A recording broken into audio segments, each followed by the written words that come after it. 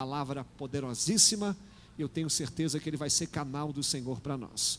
Pai, nós te louvamos e engrandecemos o teu nome, nós já te adoramos, já oramos, já ouvimos também a tua voz pela palavra de saudação, mas a gente quer mais, nós abrimos o coração nessa noite para ouvir a palavra que o Senhor confiou ao teu servo.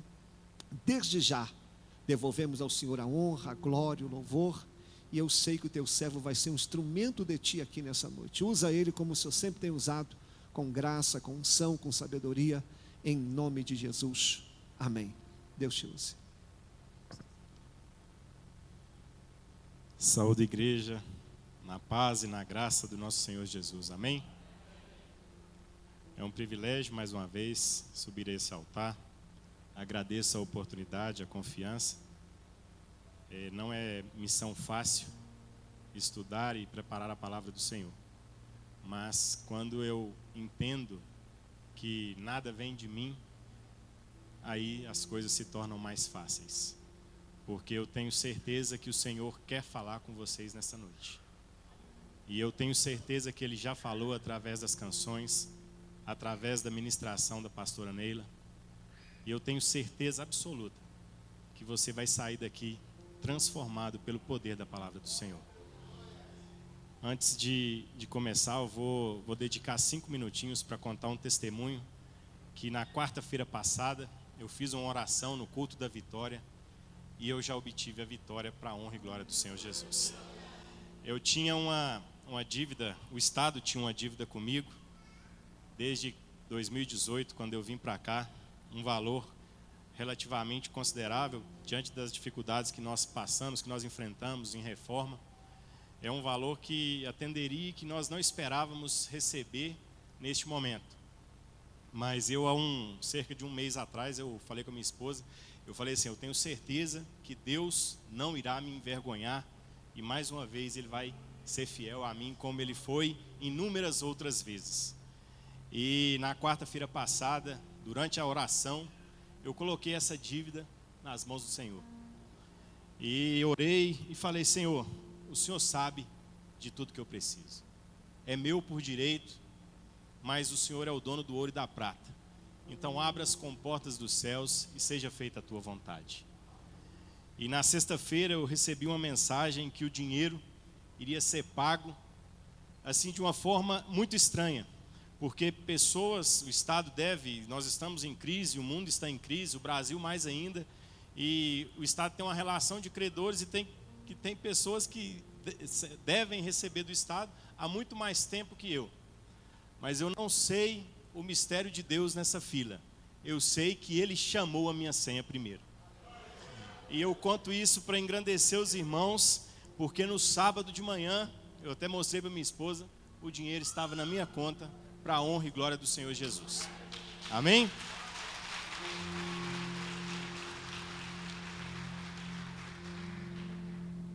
E é maravilhoso servir a esse Deus. E esta noite eu te convido a abrir a sua Bíblia no segundo livro de Reis, no capítulo de número 20. Nós vamos ler a partir do versículo 1. Fala de um dos maiores reis de Israel, que aqui neste momento você vai entender que era apenas o território de Judá.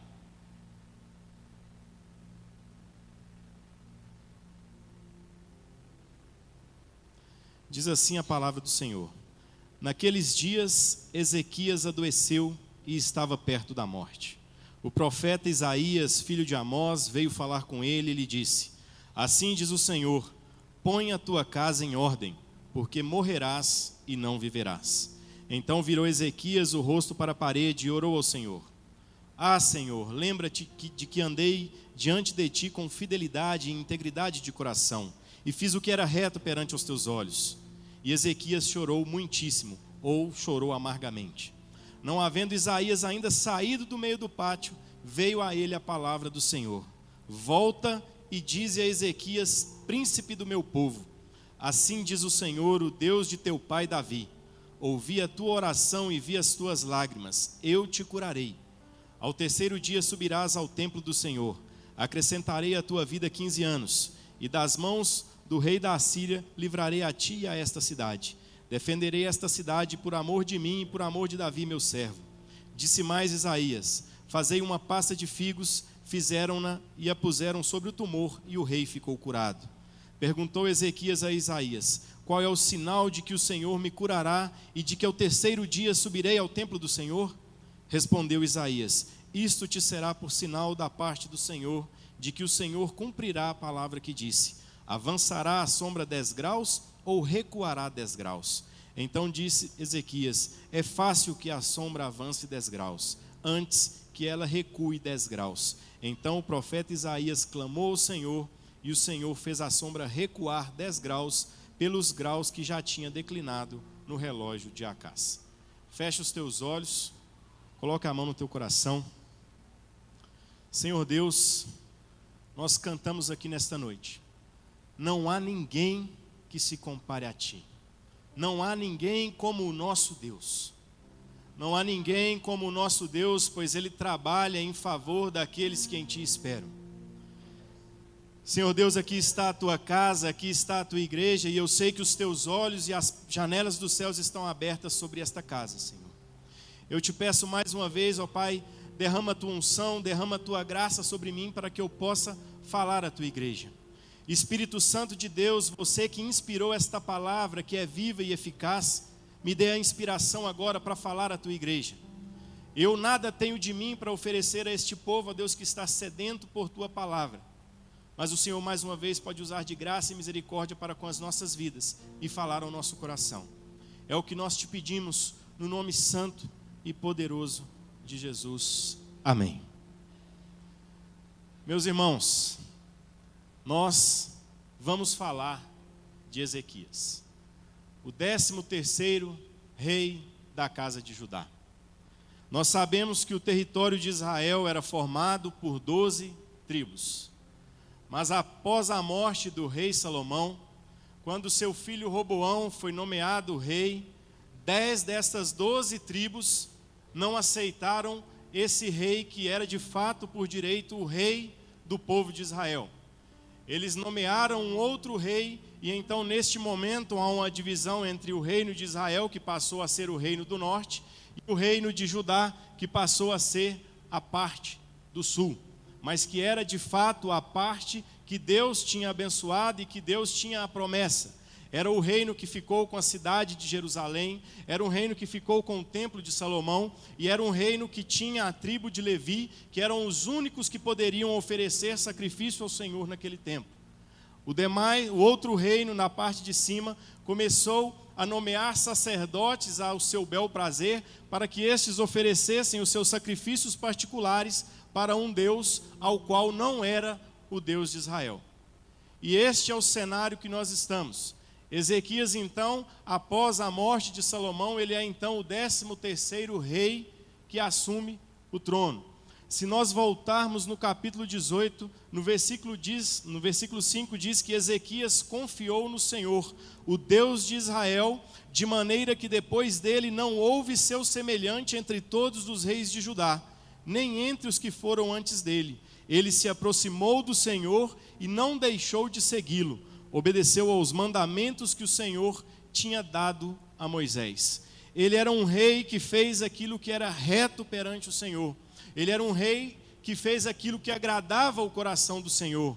De imediato ele manda abrir as portas do templo quando ele assume, e ele tira dali todos os ídolos, tudo aquilo que desagradava a Deus que estava no meio de Israel. Ele faz então que os levitas ofereçam sacrifícios que antes já haviam parado de serem oferecidos, e faz com que o incenso queime continuamente no altar durante o seu reinado.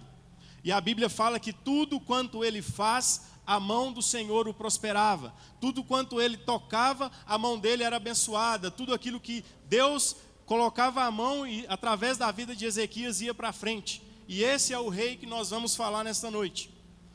Nós vemos que ele tinha tamanha fé a ponto de lá em Isaías 37, essa história, além de contada no livro de Reis, ela está contada no livro de Crônicas, no seu capítulo 29, e também no livro de Isaías, do profeta Isaías. Por quê? Porque Isaías era o profeta contemporâneo da época do rei Ezequias.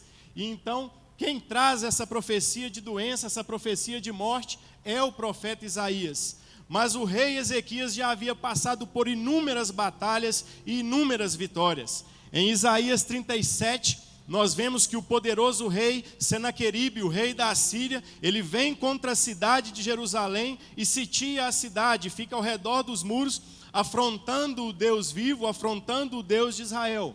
E então Ezequias recorre ao profeta e ora a Deus, e Deus mais uma vez livra Ezequias com mão poderosa. Ele envia um anjo e um anjo destrói todo aquele exército e eles não conseguem entrar na cidade de Jerusalém. Tudo que Ezequias fazia, ele prosperava. Ele era um homem segundo o coração de Deus. Mas o que eu quero falar nesta noite não é a respeito desse milagre maravilhoso que nós vemos, não é a respeito da cura que nós vemos maravilhosa, que ele foi curado, segundo os estudiosos falam, de um câncer. Não é a respeito disso. O título da pregação desta noite é Põe a tua casa em ordem. Porque antes de ele receber esse milagre, quando o profeta chega para Ezequias, ele vira para Ezequias e fala assim: põe a sua casa em ordem, porque você vai morrer e você não vai viver. Antes de você receber o milagre que você veio aqui buscar nesta noite, a palavra do Senhor para você é: põe a sua casa em ordem. Como nós acabamos de ouvir falar de ingratidão, coloque a sua casa em ordem. Nós vamos ver o que esse rei que tinha o Espírito do Senhor, que era um rei segundo o coração de Deus, onde ele errou. Se nós adiantarmos e formos para o livro de Crônicas, lá no capítulo 29, aliás, no capítulo 32, no versículo 25, nós vamos entender onde o rei Ezequias errou. Diz assim: Ezequias, porém, não correspondeu ao benefício que lhe foi feito, pois o seu coração se exaltou, e veio grande ira sobre ele, sobre Judá e Jerusalém.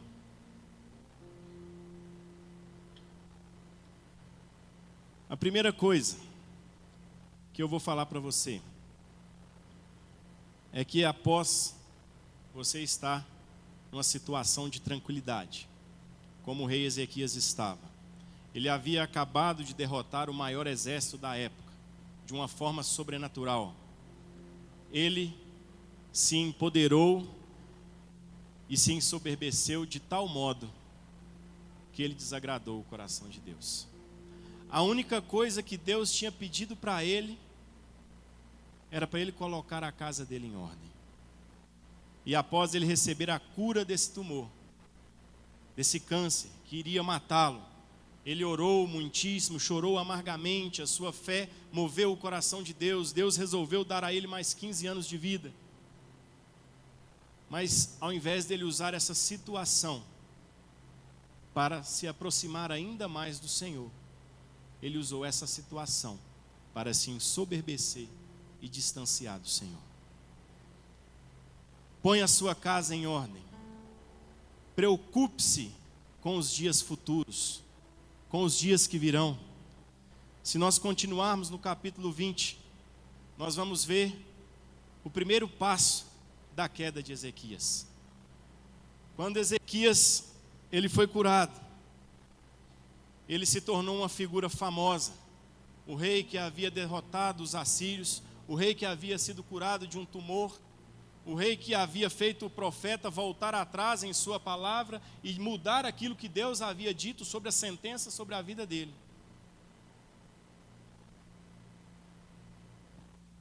Ele chega a tal ponto de abrir as portas do seu palácio para os babilônios virem visitá-lo.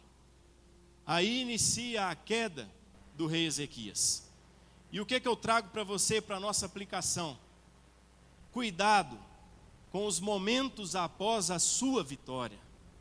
Cuidado com os momentos após a sua rede estar cheia, como nós já vimos o pastor pregar aqui, que o que nos afunda não é a rede vazia, é a rede cheia, que o que nos derruba não é o fracasso e sim o sucesso. Quando ele abre as portas para os babilônicos virem ao seu reino, eles conhecem tudo que ele tinha, eles conhecem as armas, eles conhecem a riqueza. E nesse ato, nessa má administração, nessa má gestão do rei Ezequias, em não colocar a sua casa em ordem, ele traz consequências terríveis para o povo de Israel. O povo de Israel volta para o cativeiro, volta para a escravidão, após essa falha do rei Ezequias. E isso não foi nos dias dele. Lá no final do capítulo 20, quando o profeta vira para ele e fala que por ele ter aberto as portas, Isaías vira para ele e fala assim: vem dias em tudo que houver no seu palácio, e o que os teus pais entesouraram até o dia de hoje, será levado para a Babilônia. Não ficará coisa alguma, disse o Senhor, até mesmo os teus filhos que descenderem de ti e que tu gerares, tomarão para que sejam eunucos no palácio do rei da Babilônia. Ezequias, consigo mesmo, ele disse: boa é a palavra que o Senhor disseste. Boa é a palavra que o Senhor disseste. E a Bíblia completa, porque ele pensava que haveria paz nos dias dele. Ele não queria mais saber do que seria dos filhos dele. Ele não queria mais saber do que seria do futuro daquele povo. Ele pensava só em si. No meu tempo vai haver paz. Ele tirou de fato a idolatria do reino de Deus. Mas ele deixou entrar a egolatria, que é a idolatria dos dias de hoje. Quando eu e você fazemos Jesus que aceitem aquilo que nós queremos que seja errado. Quando eu e você criamos um Jesus que ama o dinheiro. Quando eu e você criamos um Jesus que aceita o homossexualismo na igreja e chegam ao absurdo de casar homossexuais na igreja. Quando nós deixamos o ego assumir o nosso lugar, o lugar de Deus nas nossas vidas, quando nós vivemos essa egolatria, nós criamos Jesus ao nosso bel prazer. Jesus não é mais aquele Jesus santo, aquele Jesus crucificado, aquele Jesus que morreu por mim e por você. Jesus é aquele que eu e você queremos que Ele seja. Quando nós abrimos as portas para o nosso ego entrar no nosso lugar e sentar no trono do nosso coração, nós criamos deuses segundo a nossa maneira. E esse foi o erro do rei Ezequias. O primeiro deles, ele não se preocupou com as gerações futuras. E o segundo erro dele, ele não gastou tempo com a sua família. Por quê que eu posso te afirmar que ele não gastou tempo com a família dele? No seio da casa de Ezequias nasceu o pior rei da história de Israel, que foi o rei Manassés, o seu sucessor. A Bíblia fala no capítulo 21 de 2 Reis, no primeiro versículo, que Manassés começou a reinar aos 12 anos de idade. Se a gente viu que Deus concedeu a Ezequias mais 15 anos, então Manassés nasceu quando ele tinha 3 anos de cura, certo? Quando ele tinha 3 anos, acabado de ser curado, Manassés nasce. Qual seria o papel de um pai que acabou de passar por tudo o que ele passou, acabou de ser curado, acabou de derrotar inúmeros reis, o rei mais poderoso da época? Ele deveria ter doutrinado e inculcado a palavra de Deus na vida daquele filho, de forma tal que ele seria muito melhor do que o próprio rei Ezequias. Mas não. Lá em Crônicas nós vimos que ele preferiu se ensoberbecer. Ele preferiu dar lugar ao seu eu e esqueceu a sua família. Ele não dedicou tempo. Então, para você pôr em ordem a sua casa, você tem que gastar tempo com a sua família. E não é tempo no WhatsApp, não é tempo na televisão vendo novela, não é tempo vendo jogo de futebol, não é tempo fazendo inúmeras atividades que você faz no dia a dia. É tempo lendo a Bíblia e orando com a sua família. Se você quer ver a sua família restaurada e em ordem, você precisa gastar tempo com ela. Em que você tem gasto o seu tempo hoje, meu irmão? Em que você tem gasto? Lá no Salmo 44, versículo 1, diz que os pais contavam para os filhos aquilo que Deus havia feito no passado. Quantas vezes você já sentou com o seu filho essa semana e contou para ele o que Deus fez na sua vida essa semana?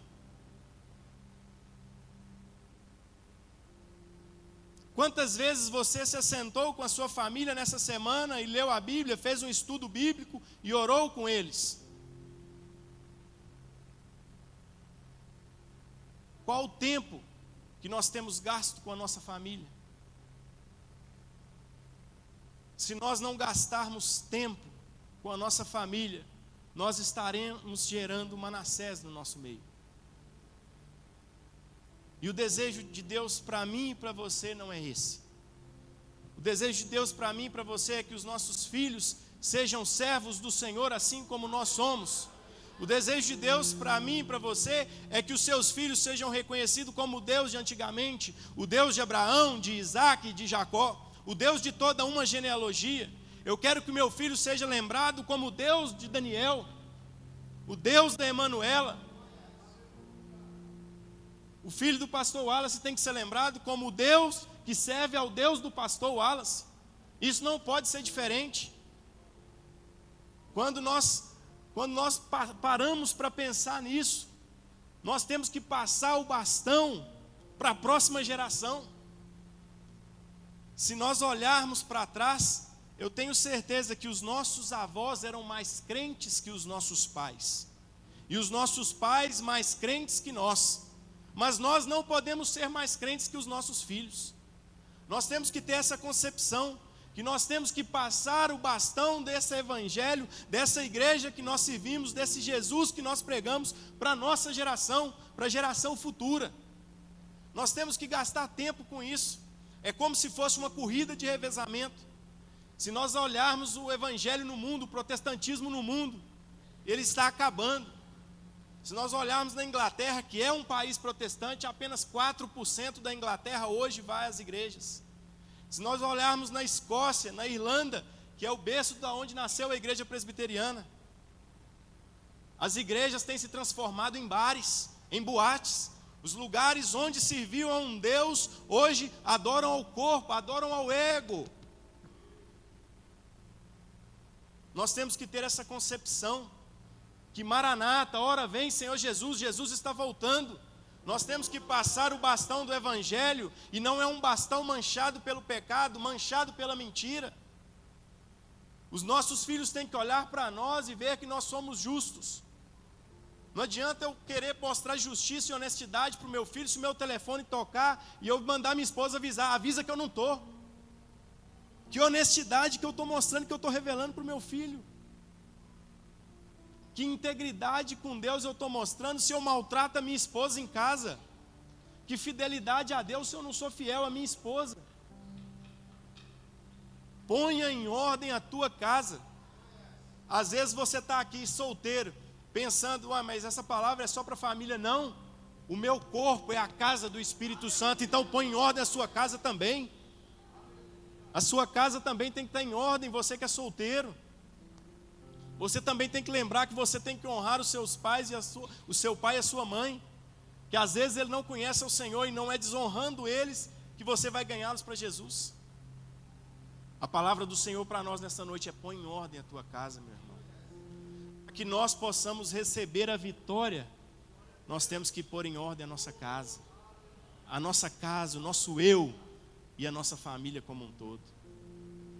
É dura essa palavra, mas é algo que me preocupa, é algo que preocupa e deveria preocupar toda a igreja. Eu trabalho com isso, eu vejo famílias desgraçadas e desestruturadas todos os dias. Eu sei o que o diabo tem feito aí fora, e aqui dentro também. Porque essa palavra de pôr ordem à casa para Ezequias é para um rei que era segundo o coração de Deus. Era para um rei que eu mostrei para vocês que ele confiava em Deus mais do que os antecessores e o que o sucederam. Essa palavra é para nós, igreja. Põe em ordem a nossa casa. Não tem como a nossa igreja estar em ordem se a nossa casa não está em ordem. Essa palavra é dura, meus irmãos, mas é a palavra que o Senhor tem para nós.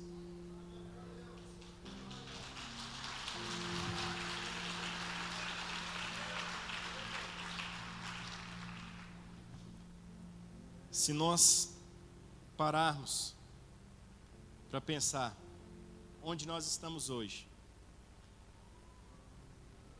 é difícil você compreender o que você vai ser daqui 15 anos. Como Deus deu a Ezequias mais 15 anos. Mas é mais fácil você olhar para trás, há 15, 10 anos atrás, e ver aonde Deus te colocou hoje. Se você está aqui hoje ouvindo essa palavra para pôr em ordem a sua casa, é porque o Senhor quer renovar esse tempo. Para que daqui a 15 anos você tenha prosperado ainda mais do que você prosperou nos últimos 15 anos. E eu não falo, não é de prosperidade financeira, não é de prosperidade material. É de prosperidade espiritual. Porque não importa o tesouro que você ajuntou aqui nessa terra, se o seu tesouro está guardado lá no céu. Não importa se você está comendo arroz com feijão, se o maná está te aguardando lá no céu. Isso não importa. Deuteronômio 6, e eu encerro.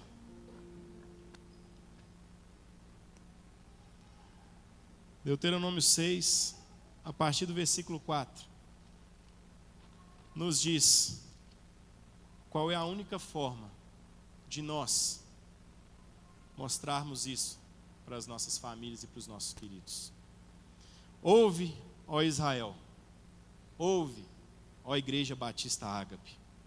O Senhor nosso Deus é o único Senhor. Amarás o Senhor teu Deus de todo o teu coração, de toda a tua alma e de toda a tua força. Estas palavras que hoje te ordeno estarão no teu coração.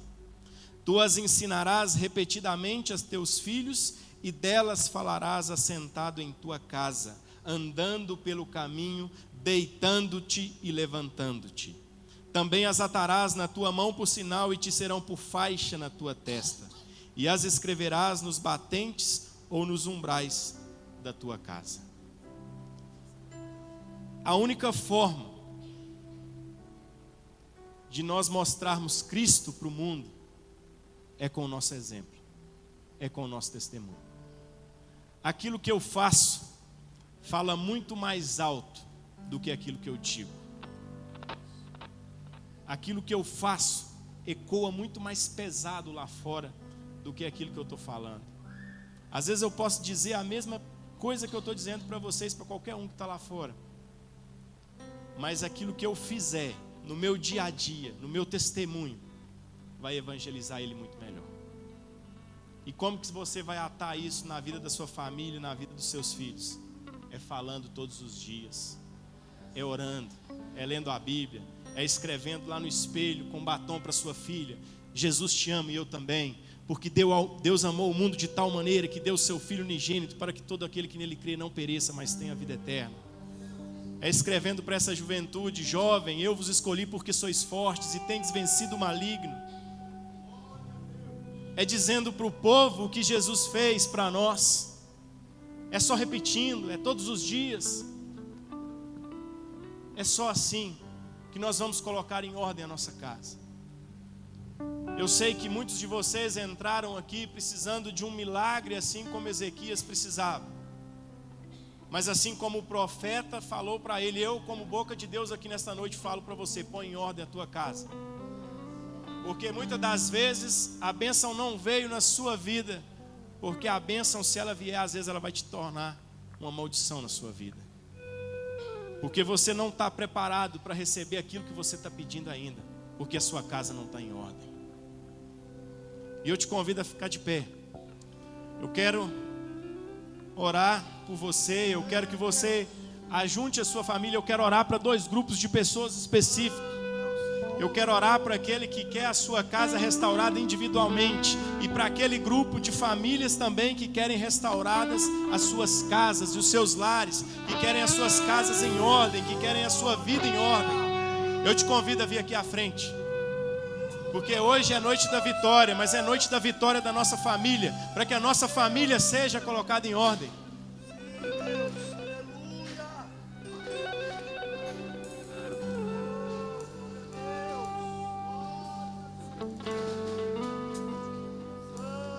Você é bem-vindo.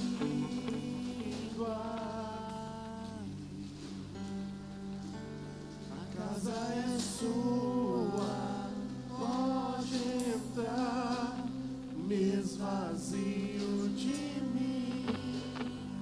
Aleluia! Me esvazio de mim. Glória a Deus! Santo é o Senhor! Sou teu vento aqui. Toma o teu trono, vem reinar. Nós queremos te ouvir. Nós queremos te ouvir.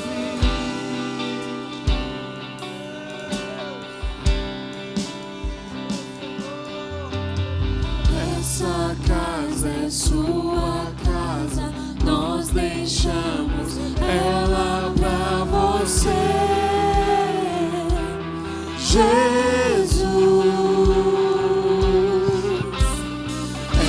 Cante isso pro Senhor, igreja. Essa casa é sua. A casa é você que Ele quer colocar em ordem.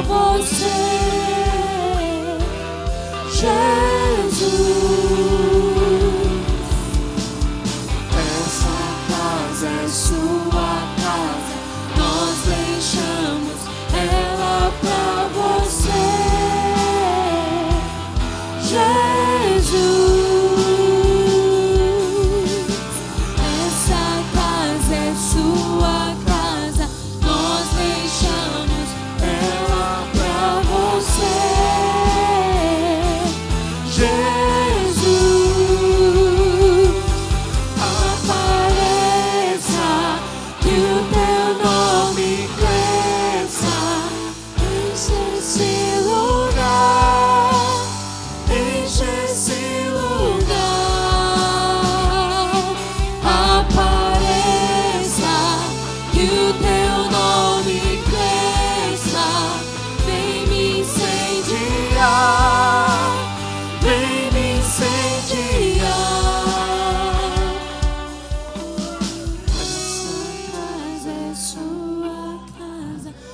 Essa casa é sua, Senhor.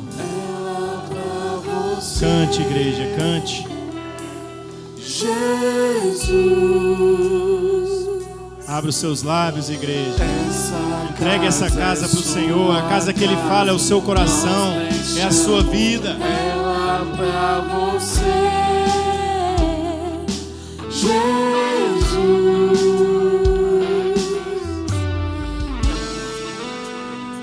Feche seus olhos. Você que está com sua família, abraça sua família. Você que está sozinho, não fique sozinho, abrace alguém do mesmo sexo. Espírito Santo de Deus, aqui está a tua casa. Eu não me refiro à igreja, mas eu me refiro a essas casas dispostas aqui perante o teu altar. Elas são a casa que o Senhor quer restaurar. Essa igreja é a casa que o Senhor quer colocar em ordem nesta noite. Espírito Santo de Deus, o Senhor conhece cada coração aqui. O Senhor conhece cada lar, o Senhor conhece cada coração, cada necessidade, cada dificuldade que eles têm. Espírito Santo de Deus, aquela família que está desestruturada, venha dar a estrutura agora.